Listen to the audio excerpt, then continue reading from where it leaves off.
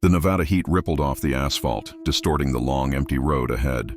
I wiped sweat from my brow and adjusted the camera strap around my neck, squinting at the horizon. No sign of the fox. No sign of anything, really. I should have been writing a real story, something that actually mattered. But instead, I was here, in the middle of nowhere, chasing a local legend about a rare albino desert kit fox that probably didn't even exist. This is what my career had come to. I can imagine the lackluster headline already. Kinley, local journalist takes photo of a white fox. How exhilarating. I'm a small-town journalist. I'm barely scraping by. A handful of articles on local events, a few dry interviews with our mayor, and nothing that anyone outside my town would ever care about. There was no money in it, no future. If I had the funds, I'd have taken the risk and moved to the city by now, where stories actually happened. But I wasn't just stuck here, I was needed here. My mother had been slipping away for the last 7 years, and I was the only one left to take care of her. My only sibling, my half-brother, was gone, buried under 6 feet of dirt after he took his own life. In 2019, he never recovered after his 5-year-old son. Jackson died from some rare blood disorder. He tried all sorts of strange treatment options.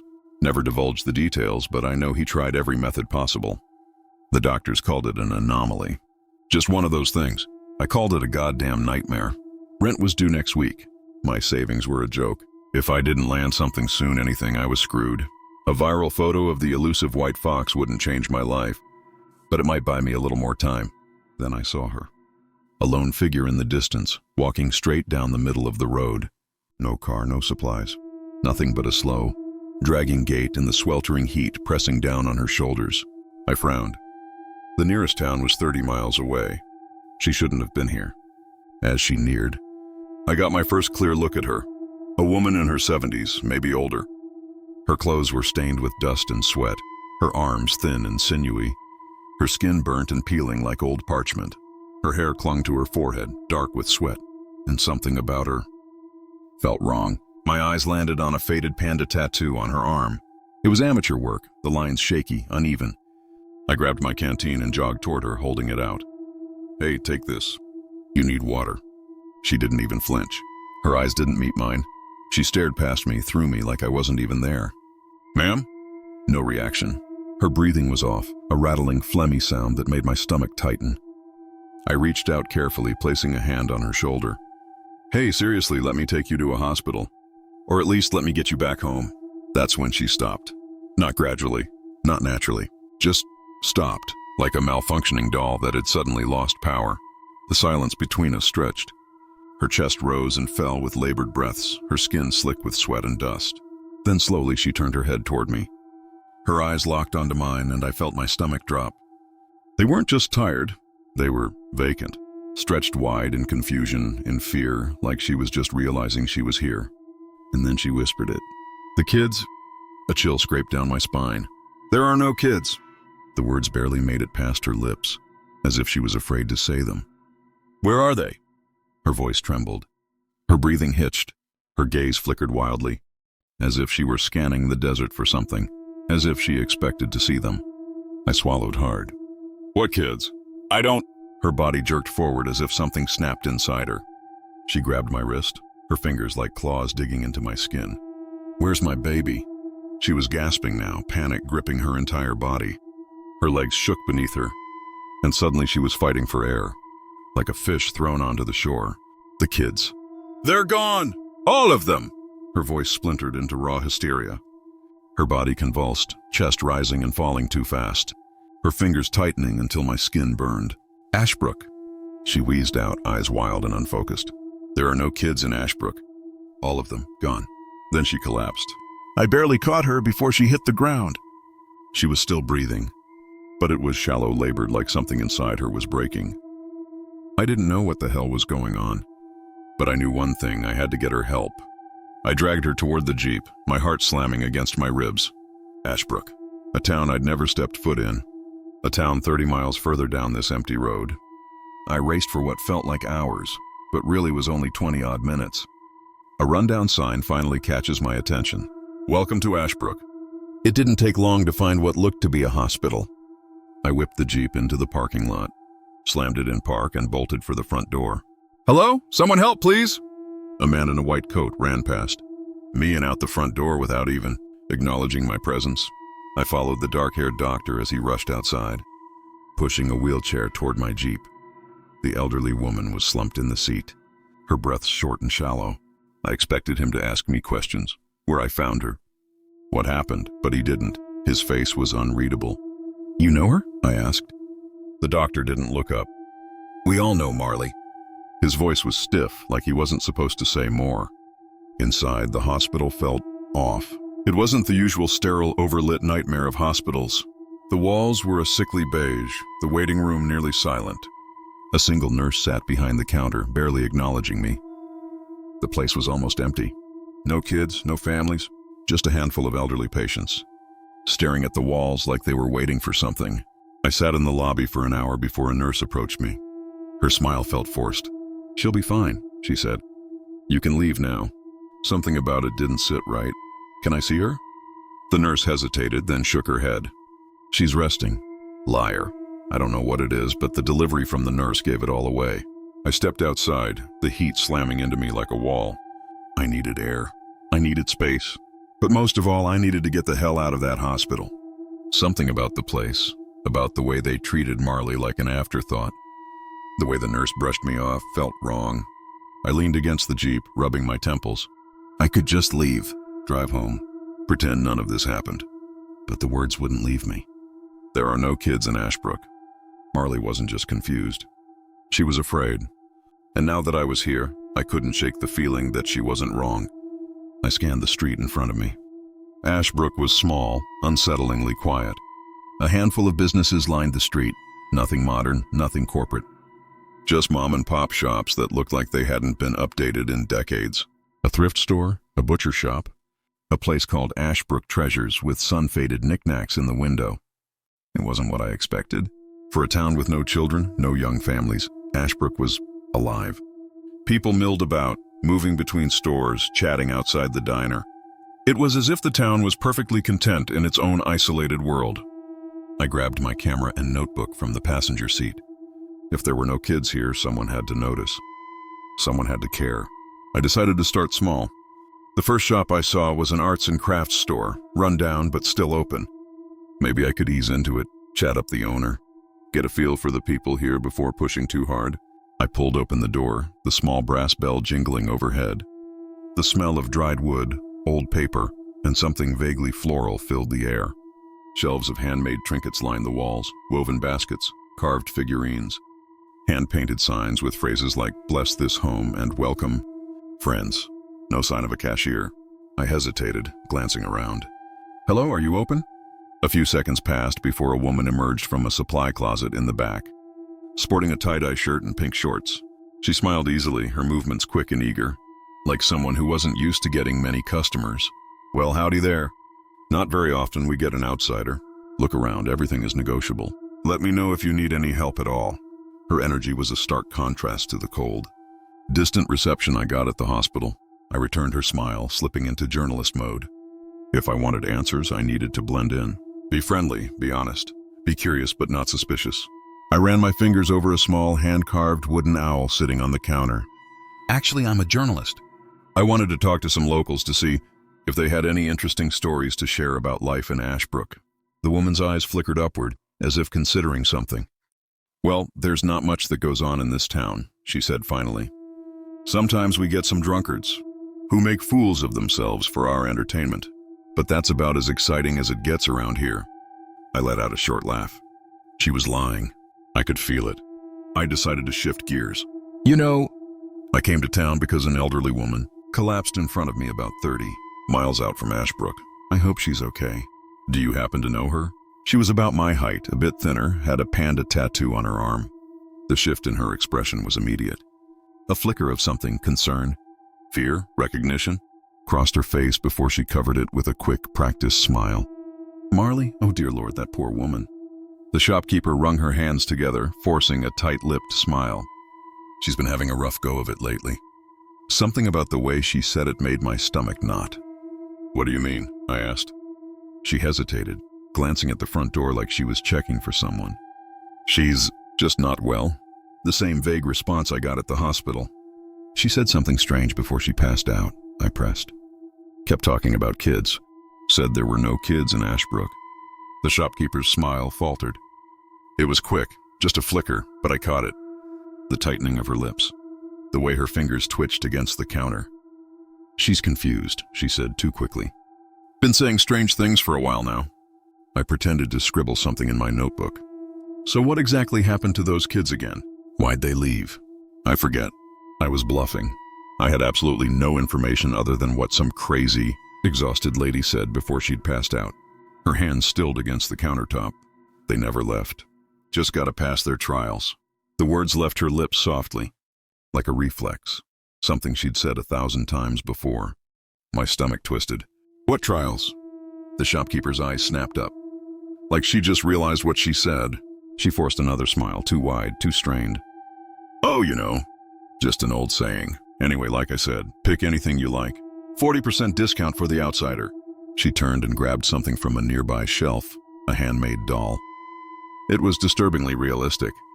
The fingers too small, the glass eyes too bright. A gift, the shopkeeper had said. It didn't feel like one. My son made this one a long time ago, but I'd like you to have it. I turned it from side to side, bouncing its limbs as if I was appreciating the craftsmanship. There was a bit of some kind of dark sludge seeping through the collar of the doll's small shirt. Someone must have been playing with it outside recently. It sure smelled like it. I crinkled my nose and pulled back slightly to avoid the odor. I wiped the grime off the doll with my shirt sleeve and shoved it into my bag, pushing away the unease curling in my stomach. As I was zipping it back up, I heard something that caught my attention. Across the street, a group of 3 men stood outside a small, government-looking building, something between a courthouse and a town hall. They spoke in low, hushed voices, heads close together. Their conversation was clipped, urgent. I waved goodbye to the shopkeeper, hurriedly leaving to get a closer listen to the 3 men. I slowed my pace, pretending to check my camera settings as I passed by. We'll take them down tonight.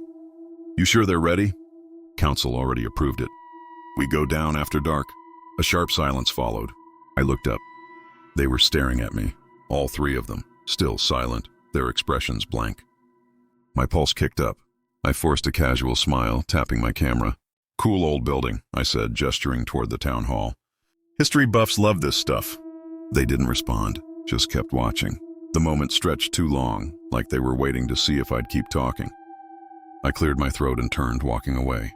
But I wasn't leaving, not yet. I needed a break, just for a moment. Something to ground me. It had been a mentally exhausting day. The neon glow of a diner sign flickered ahead. Ashbrook Diner. Simple, welcoming. Inside, it was like stepping into a time capsule. Checkered floors, red leather booths, the faint sound of an old radio crackling in the corner. A handful of locals sat at the counter, their conversations quiet. A waitress, middle-aged, kind smile approached me. Haven't seen you before, sweetheart. What can I get you? I wasn't in the mood for anything extravagant. Just a burger and fries. Medium well. She hesitated for a second. Just a second. Then she smiled again. Coming right up. It arrived quickly. I was impressed. It's like they had it ready to go before I'd even walked in. The smell was intoxicating, rich, perfectly seasoned, almost unreal. I took a bite. It was absolutely delicious. Better than any burger I'd ever had. The juices melted in my mouth, the meat soft and tender. I devoured half of it before I even realized, swallowed the first bite.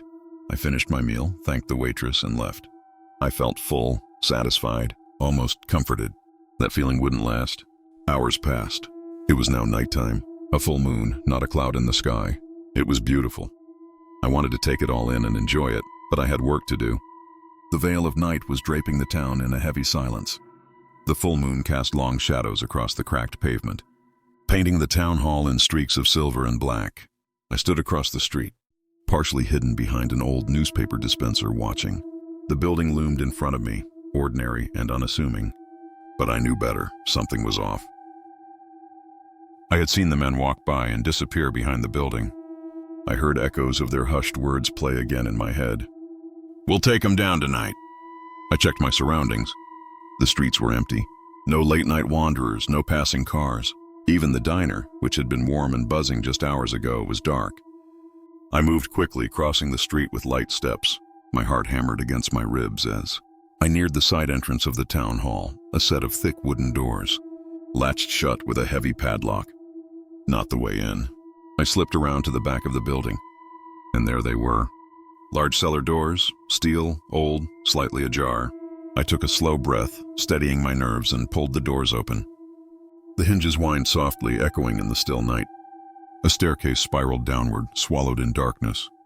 The air changed immediately, dense and humid, thick with the scent of damp earth and something rotten. I hesitated. Then I pulled out my phone's flashlight, clicked it on, and stepped inside.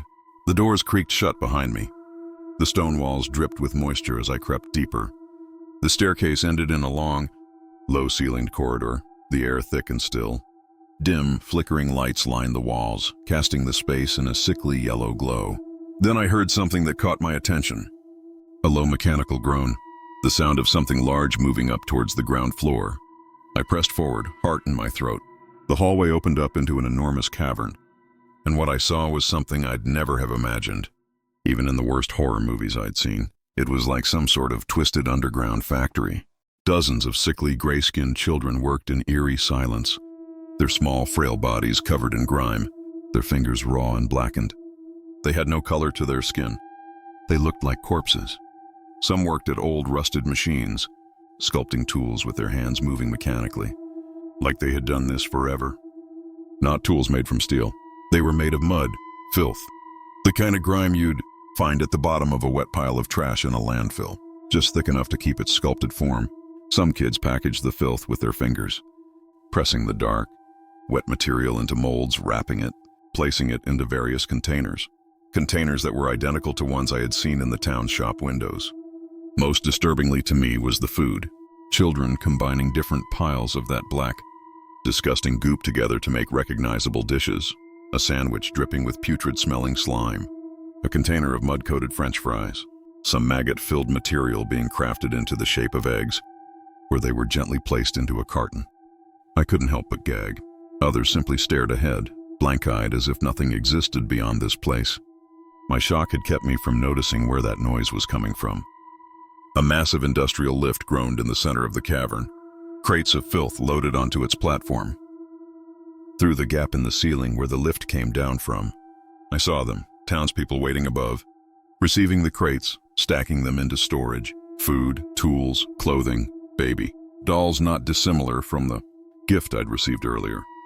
Everything Ashbrook needed, made from filth by the children of filth. My stomach turned. I could see the varying levels of product, progression on a table in the storage room above. 3 different stacks of soda cans sitting on a table. The stack on the left still fully black, dripping goo. Freshly made, it seemed. The middle stack was still covered in grime, but I could make out faint letters taking form on it. The third and final stack looked to be normal Pepsi that you'd buy at the store. What was this? Before I could even process any of what I'd seen, the heavy slam of a door echoed through the cavern. I ducked behind a crate, heart racing. The councilman entered, dragging a small body bag toward a slab of concrete. I clamped a hand over my mouth. Something moved inside the bag. A soft, muffled whimper. They unzipped it slowly. I caught a glimpse of a young, sickly child, his limbs frail, his face half hidden by shadows. 5 or 6 years old, if I had to guess. He was still alive. I pressed my back harder against the crate, breath shallow, trying to steady myself. The councilmen were still talking, their voices bouncing off the cavern walls, echoing into the foul air. He should be fine through the first phase, right? Maybe they all get sick. You know that. It's just the way Ashbrook is. A sharp silence. Then a sigh. The man continued. As always, if he survives the trials, we'll send him back up. He'll be old enough to help around town. If not, he can join the rest of them. Now, can you go ahead and tell the doctor that he's ready for his trials? Sure thing, the other man in the shadows replied. I don't envy this kid at all. He's either going to die or he'll wish he was dead every day for the next decade. I know I did. A realization hit me like ice water down my spine. Every child in Ashbrook got sick. Not just the ones I was looking at now. Every single child. And the only way to survive was through this. Through this place, through the trials, whatever they may be. Through whatever horrors they put them through. If they made it to adulthood, they could go back. Live among the others, like nothing ever happened. But if they failed? I swallowed thickly, my gaze darting back to the children at the stations. Their rotting skin, their lifeless eyes, then back to the new child barely breathing in the body bag. They didn't survive. They stayed here, underground in some limbo between life and death, made to work and craft from filth that which the town needed. I clenched my eyes shut. After a few minutes, which felt like hours, silence finally returned. The men had left.